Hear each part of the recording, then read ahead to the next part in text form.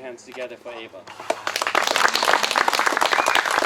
Nobody wanted my jacket, Shia. So I don't remember when I met her, but it was one of those BPOU's speech that I was giving.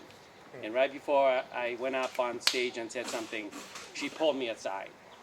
And she said something that was very, very nice and that I needed. And she said, remember that you are speaking for God. That God is with you. Right on. Right on. That's why I'm here. That's why I'm here. I'm the lucky one. Is America not the most beautiful country on earth? Yes. You know, I dream of having a backyard like this. Right?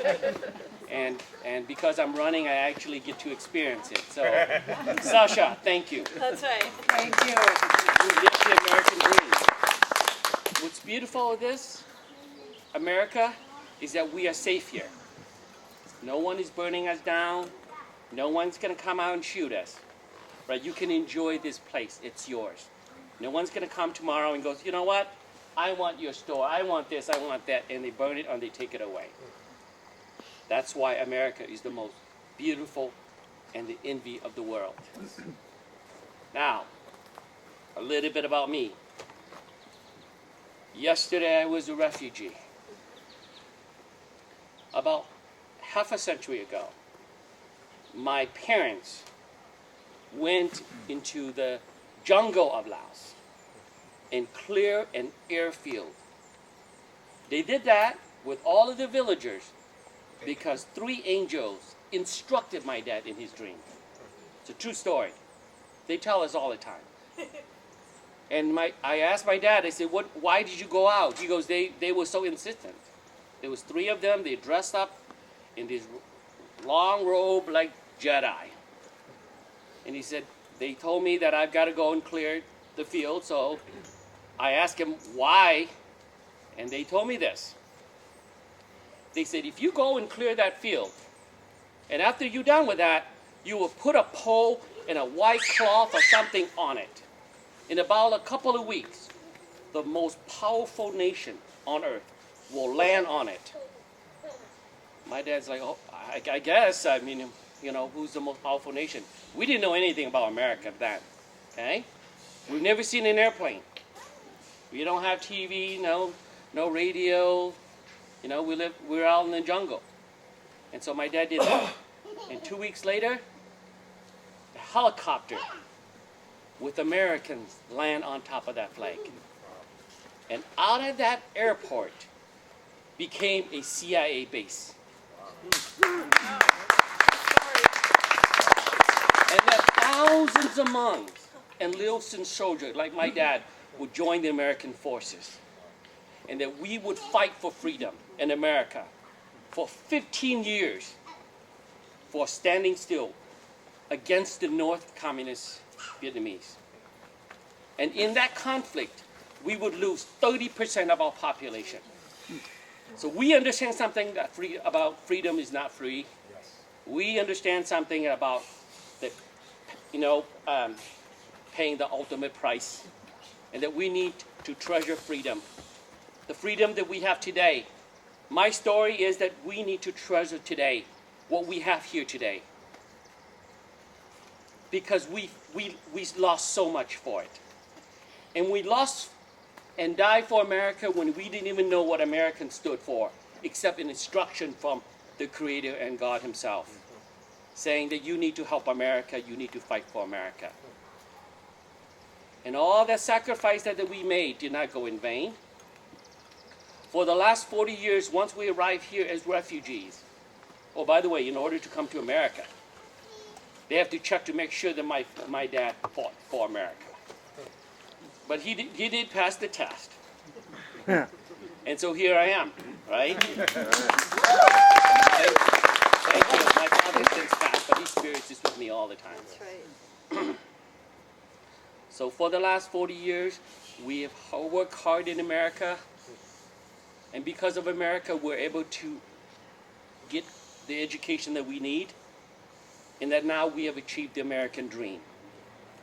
Right? Never thought about a refugee boy who would go to America, become an attorney, get married the love of his life, have 4 beautiful children, and a thriving, practicing attorney who have worked at all levels of government.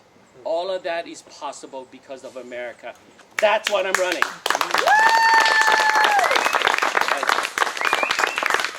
And I want us to remember that America, it's the greatness of America. And every time I talk about the greatness of America, I want to talk about this movie called Gladiator. Right? Who's seen Gladiator? Right? I watched the movie over and over again. And my wife's like, "You're crazy, honey. Why are you watching the movie?" I said, "Because I love it. I love it because Commodus, when he took his father's life and he became Caesar, he did not know why so many Romans would die for Rome. He wanted to do something great, but he was too busy playing. His father was out there fighting a war. And his sister gave him the answer. He said, "Do you know, Commodus, do you know why, so many people, like, the gladiator himself, Maximus, would die for Rome? So many soldiers would die for Rome." And Commodus goes, "Well, I don't know. Why? Tell me." I'm making it longer than in the movie, okay? I'm trying to make a point. I'm trying to make a point. She said, "The greatness of Rome." And he said, "What is that?" She said, "It's an idea. An idea of the greatness of Rome. That's why people die for Rome. That's right. That's why the Roman Empire grows so huge in their time. Right? And here we are today. We talk about the greatness of America. The greatness of America is what you and I died. That's why the Hmong died. That's why the Liuxian died. Because of the greatness of America. And you know why America is great? Because in America, we find out that in America, you can make your dream come true. And that you can chase your dream in America. That's why America is so great. Right? This is the land that a Afro-American boy became Tiger Woods. Right? Or a Caucasian boy became Jack Nicklaus. I talk a little bit about golf because I do a little bit of that. And tennis Right? too, tennis. That's right. I do that too. Federer, he wants to be an American, Right? Roger Federer, the only thing left with Roger Federer was that he's not an American, that's all. But the greatness of America is where your dreams come true. Here in America, we chase our dream. And that alone caused us to fight and die for America when we didn't even know what American stood for. We just know that if a bunch of men called American can create an iron bird, a bird that is made out of this, and it flies, that they must be great. Right? We see birds fly, they're very light. But America made this metal fly. You got to be happy My to be dad said that American. all the time to me. Remember that they made this fly. You chase them, you follow them. That's why we fought for America and we came here. So the greatest America is wonderful. But here in America, what allow us to maintain our greatness? Now, nobody taught me this, so this is something that I learned and I want to preach. This is my platform, why I'm running. That here in America, we believe in competition. That's right. Yes. It is competition that gives us the best Minnesota Vikings, so they never win the Super Bowl yet. Right? I cheer for 40 years, and I get mad every time by the end of the season. No, But I'm not giving up on the Vikings. sorry, Right? sorry, year. Right. I'm like, just that one quarterback, maybe that running back, we're going to win.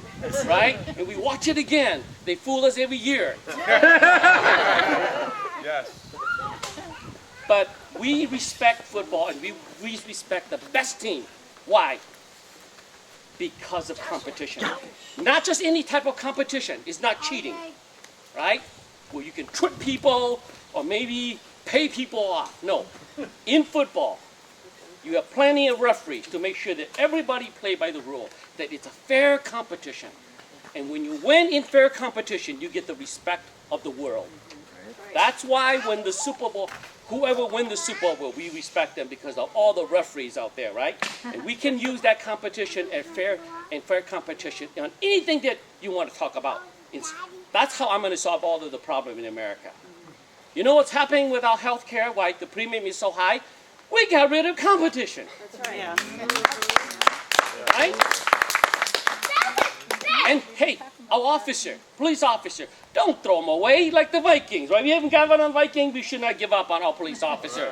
Do not defund the police officer, okay? We're going to make our officer better. Just like the phone.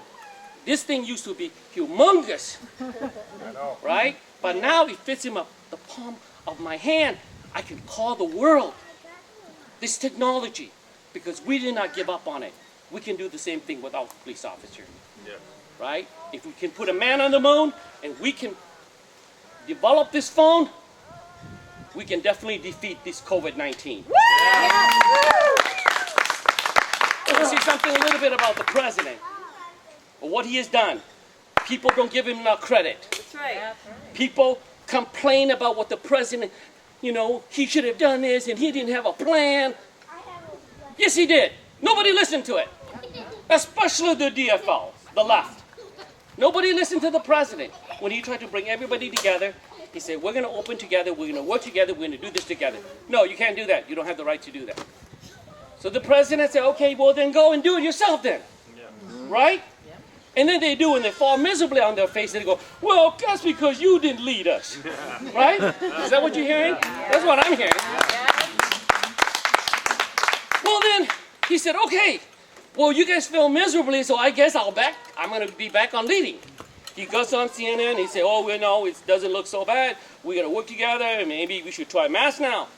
And I got CNN complaining about him now, right? CNN said, you know what, now you finally admit you need a mask.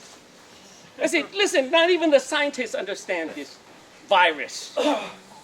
Okay, Fauci, he didn't understand it either, okay? They're guessing, Does it transmit by air or while we touch each other? I don't know, some maybe. What about, if you don't show any symptom, do you transfer? Well, we don't know that yet. We're still trying. While we have all these questions and answers, we want the president to have an answer immediately. That's not fair. That's not fair to our president.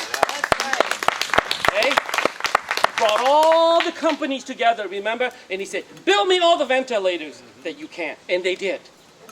So far, I've not seen the hospital. As much as COVID is hitting us, we haven't lost the ventilators yet. We have plenty of ventilators, right?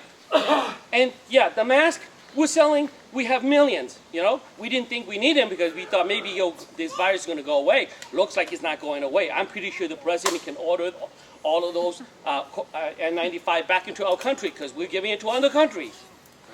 We would do that. Again, if we could put a man on the moon and we can build a phone as small in the palm of our hands, I know we're going to find a cure for COVID-19.